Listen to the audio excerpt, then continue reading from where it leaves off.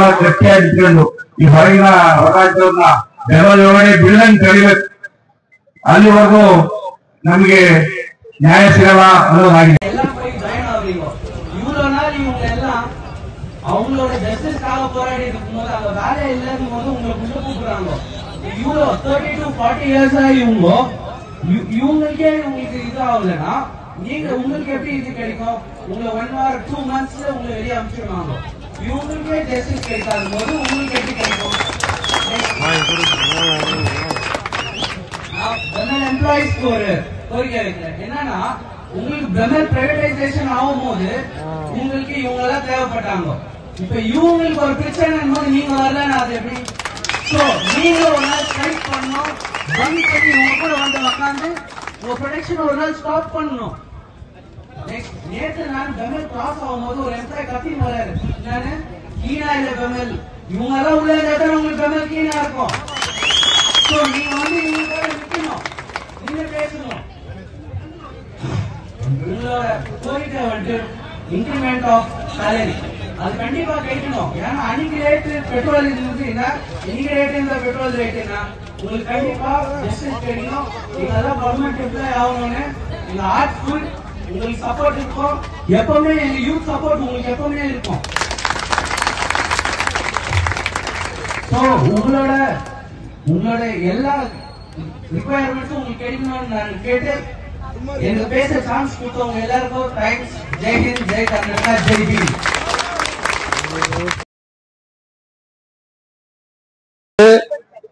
நாம வெற்றி பெறுவதில் தான் இருக்கு. கண்டிப்பா வெற்றி பெறுவோன்ற ஒரு நம்பிக்கை. ஏன் சொன்னா இது சிஐடியு சார்பா நடக்கிற ஒரு போராட்டம், சிஐடியு சப்போர்ட் பண்ணி நடத்துற ஒரு போராட்டம்.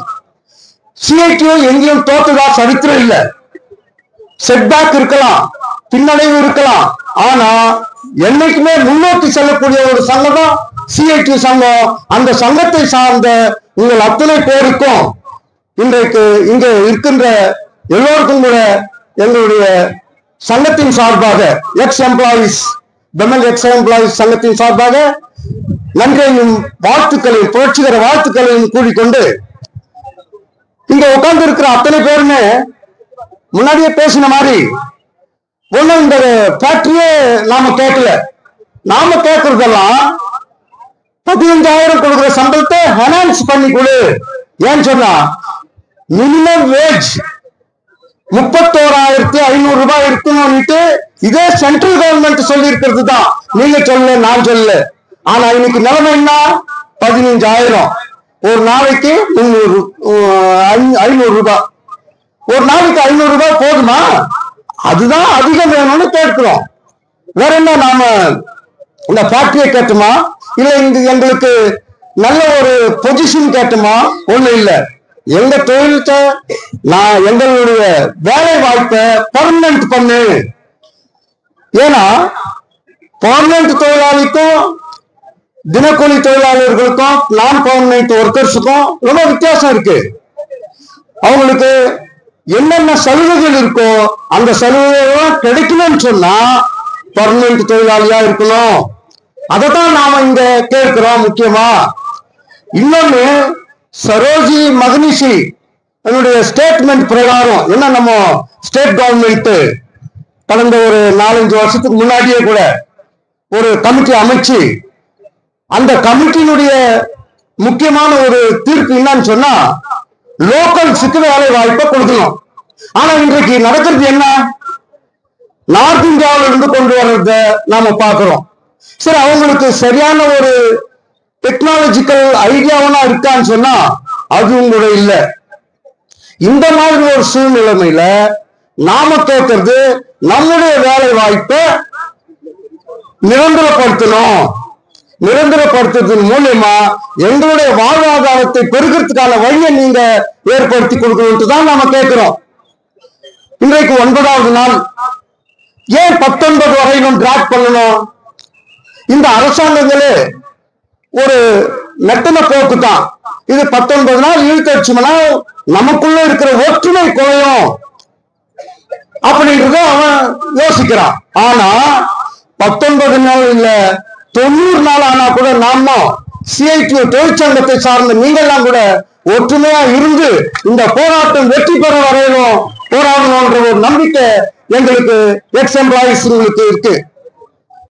ನಲ್ಲಿ ಇತಿಹಾಸ ನಿರ್ಮಾಣ ಮಾಡುವಂತ ಹೋರಾಟ. ಈ ಹೋರಾಟದಲ್ಲಿ ಏನು ಹೆಮ್ಮೆ ಪಡಬೇಕಾದಲ್ಲ, ನಮ್ಮ ದುಃಖಗಳನ್ನು ಹೇಳ್ಕೊಳ್ಳಕ್ಕೆ ವೇದಿಕೆ ನಿರ್ಮಾಣ ಆಗಿದೆ. BML ಪ್ರಾರಂಭ ಆಗ್ಲಿಕ್ಕೆ ಕಾರಣ ಏನಂತೆ ಮೊದಲು ಅವರಿಗೆ ಅಭಿಪ್ರಾಯ ಹೇಳ್ಕೊಡ್ಬೇಕು.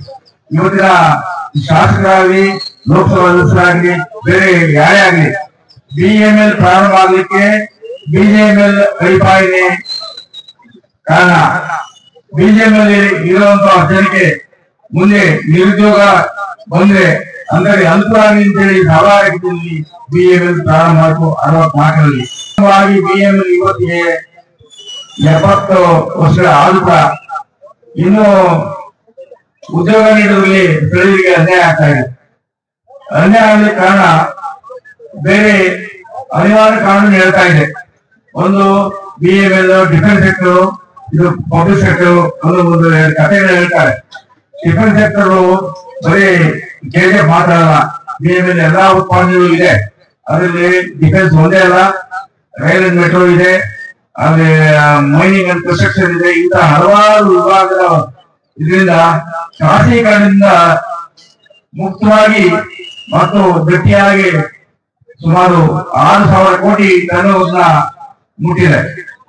ಈ ರೀತಿಯಲ್ಲಿ ನಮ್ಮ ನಿಲುವಳಿ ನೌಕರರು ಹೋರಾಟ ಮಾಡ್ತಾರೆ. ಈ ಹೋರಾಟದಲ್ಲಿ ನ್ಯಾಯ ಇದೆ. ಇವರೇನು ಲಕ್ಷಾಂತರ ಸಂಬಳ ಕೇಳಿಲ್ಲ. ಇವ್ರಿಗೆ ಬೇಕಾಗಿದ್ದು ಜೀವನಕ್ಕೆ ಬೇಕಾದ ದಾರಿ. ದಾರಿನಲ್ಲಿ ಇವರು ಈಗಾಗಲೇ 20 ವರ್ಷದ ಕೆಲಸ ಮಾಡಿ ಫ್ಯಾಕ್ಟರಿಯ ಈ ಮಟ್ಟಕ್ಕೆ ಕಾರಣ ಆಗಿದ್ದಾರೆ. ಇಂಥವರಿಗೆ ಕಾಯಿ ನೌಕರಿ ಕೊಡದೆ ಉತ್ತರ ಭಾರತದ ಸರಿ ಇಲ್ಲ ಅನ್ನೋದೇ ಅವ್ರ ವಾದ ಅಷ್ಟೇ, ನಮ್ಮ ವಾದ ನೋಡ್ತೇನೆ.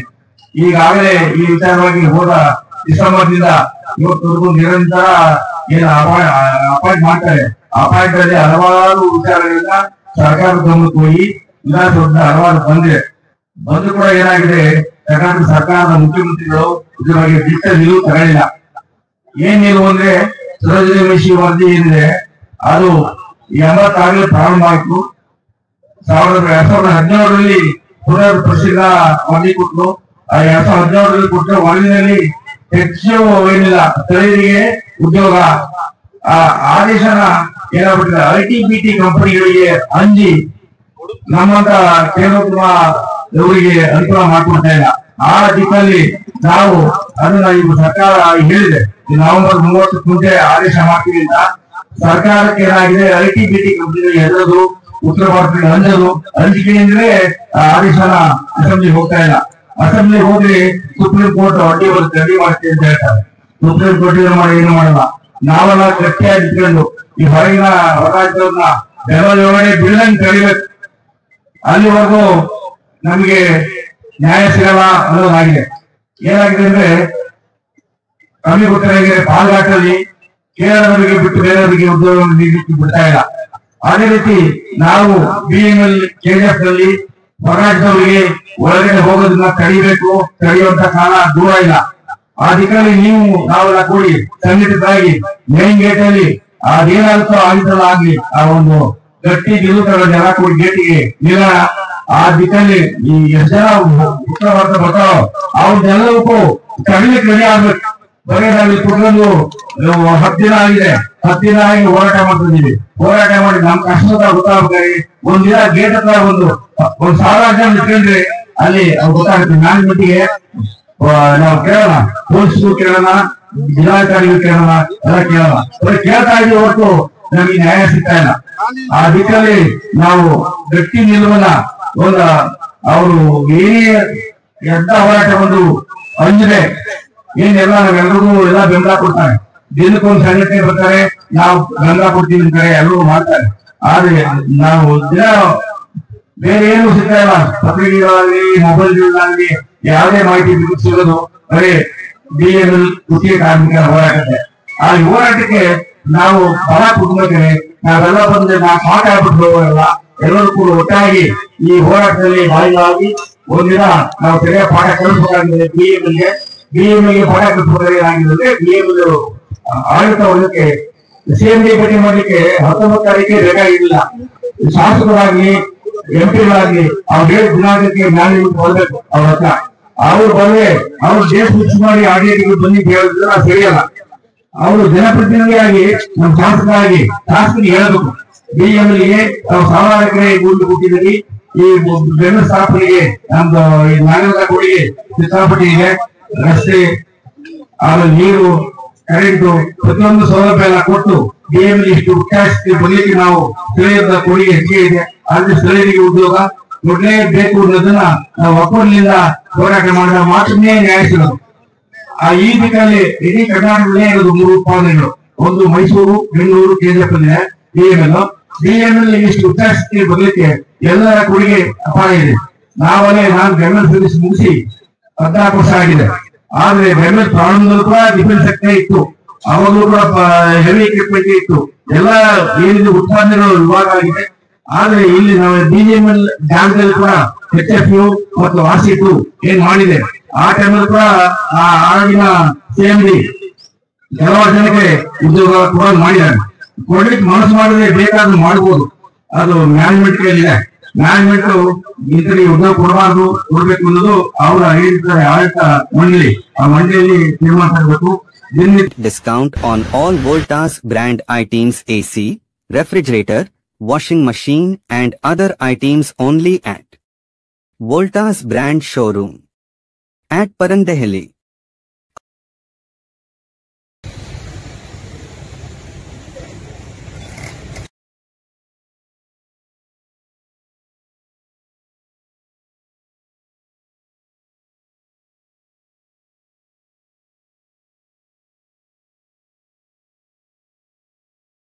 For all NCERT, CBSE textbooks, guides, PUC, ITI, BE textbooks, guides and classmate notes, and for all the types of stationery available only at Satya Bookstore, opposite to Karur Vaishya ATM, Aladamara, Bemmal Nagar, KGF. For more details, contact 8073962145.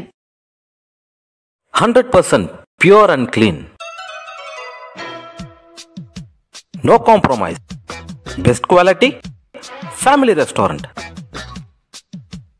100% Hambur and Dindukal style biryani. 100% Venus biryani. Near Government Maternity Hospital, Maharaja Road, Robertson Peak.